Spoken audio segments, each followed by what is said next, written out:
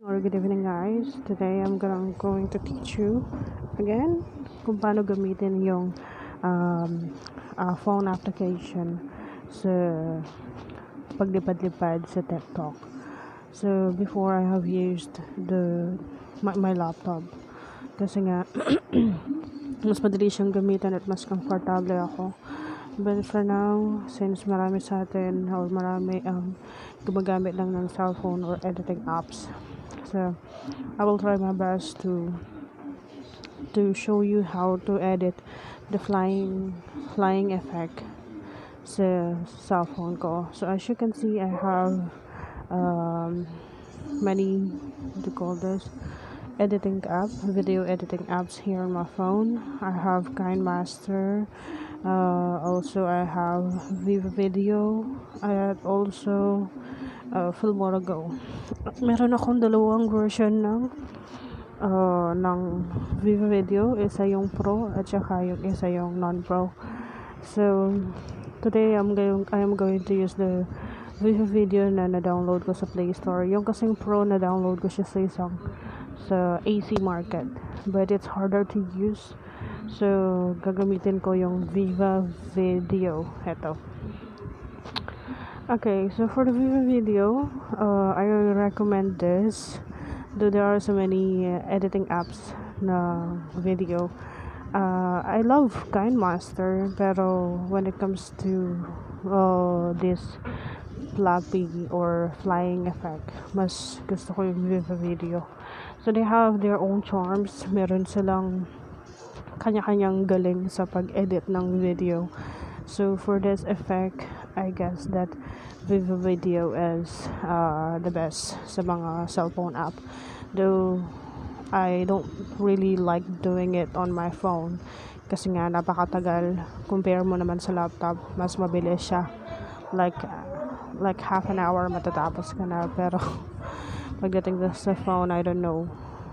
I'll try it now. This is my first time to use my phone in editing a flying effect. So let's start now guys.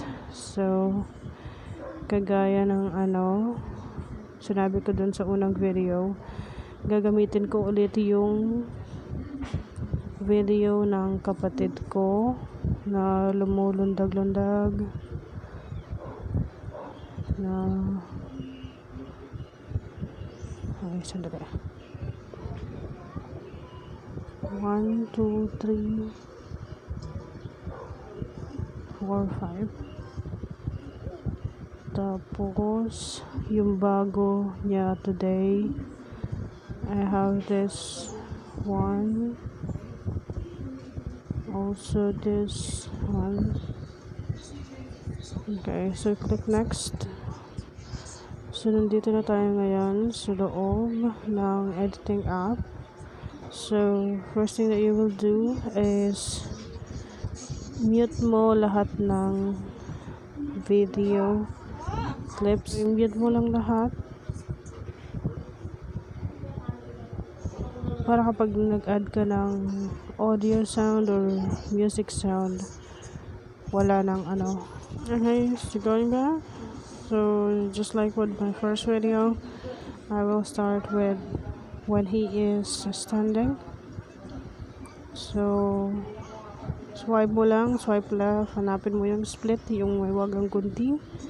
Tapos balikan mo yung hindi mo na kailangan na clip na in-split mo. Makikita mo naman siya na nakaselect siya kasi white yung square niya sa gilid. Tapos pwede mo nang i-delete.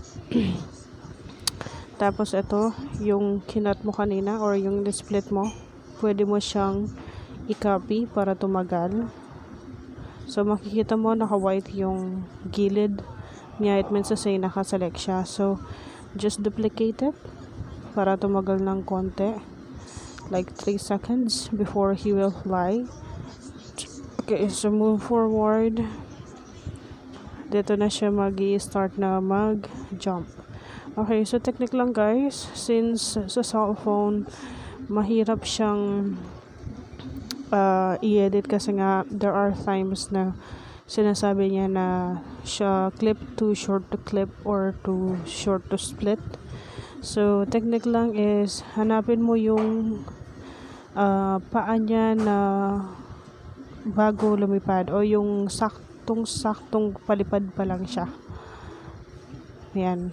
Yung hindi nakataas as in totally nakataas yung paa niya. Parang sakto lang na umaangat pa lang siya sa lupa para medyo humaba yung sa susunod niya. Okay, so let's split this one. Yung medyo nakasayad pa ng konti yung paa niya sa lupa. Okay, split. Balikan mo, bumalik ka, makikita mo naman yung square or yung naka-highlighted yung white niya sa gilid. It means to say naka-select siya. So, delete this one. Tapos, balikan mo lang yung, okay, tuloy-tuloy lang yan. So, technique ulit, diba sinabi ko, i-split mo siya dun sa saktong nakataas lang sa lupa ng konti yung paa niya para hindi ka mahirapan dun sa clip too short to split. Kasi nga 0.01 lang yung ina-allow na i-split ni Vivo Video. So, split mo muna. Okay, so technique lang guys, kailangan yung jump mo is malalapit sa isa't isa para parang series of steps siya na lumilipad-lipad ka kasi nagkamali kami dito sa kapatid ko kasi malalayo yung agwat ng pag-jump niya. Kaya parang ang daming gaps sa paglipad niya. So, kailangan little by little step, meron kang isang jump. Hindi mo naman kailangang magpakapagod. Pwede ka naman magpahinga every jump hanggang sa makompleto mo yung lugar na gusto mong puntahan. Basta malalapit sa isa't isa. So, ulit-ulit lang guys, as you can see. So, medyo mahaba ito. Kasi nga, dinagdagan ko yung gradient niya. So, ngayon, nasa labas naman siya ng bahay. Wala na siyang broom. So, ito-try ko siyang i-add dito sa video niya ngayon. I'll show you the result after this. Okay, so welcome back guys. So, I'm done editing with my videos. So, yeah, upload natin siya sa TikTok. I already have taught you how to upload videos on TikTok, pero for those newbies na bago pa lang sa channel ko, I'll teach you again. Okay, so para sa mga bago, please like and subscribe para marami pa matuto sa pag-edit ng videos like this. Let's upload now on TikTok. So the first thing that you will do is to search for the song that you want to use. So for me, I'm using the flying sound. And then since wala itong use this effect na na sound, so gagamitin ko na lang yung kanta niya. So this is the song. Click mo lang, tapos use this and then upload mo yung nagawa mo.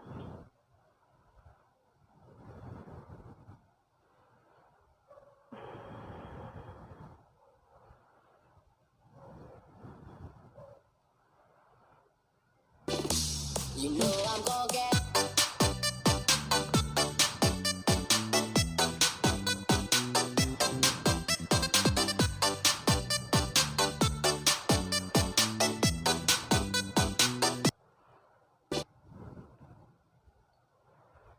Okay, so and you're done with it. Meron na siyang sound. At the same time, na-edit na rin. So, congratulations and thank you so much for finishing this video. And I hope you've learned something from it. And sana mag-like and subscribe ka kung nagustuhan mo ang video na to at share mo na rin. Maraming salamat and I hope to see you again next time on my next videos. Goodbye!